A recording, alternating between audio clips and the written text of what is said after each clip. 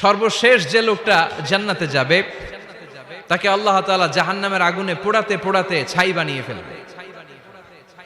আল্লাহ বলবেন, জিব্রাইল যাও একটু দেখো একটা মাত্র সেজদা দিয়েছে আমাকে, এরকম কাউরে পাওয়া যায় কিনা। বাটি চালান দিয়ে দেখো পাওয়া যায় কিনা।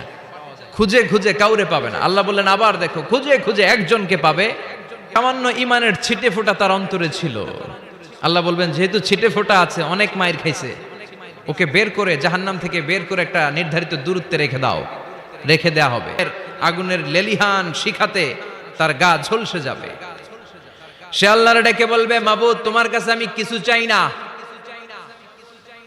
জাহান্নাম থেকে তুমি আমাকে বের করেছো, জীবন নদীর পানি তুমি আমার গায়ের মতো, আমি আবার সজীবতা ফিরে পেয়েছি। আমি তোমার কাছে জান্নাত চাই না, শুধু নিরাপদ একটা দূরত্বে আমাকে রেখে আসো, যাতে জাহান্নামের আগুন আমারে কষ্ট দিতে না পারে। আল্লাহ আমি কিন্তু তোমার কাছে জান্নাত চাই না। কি চাই না?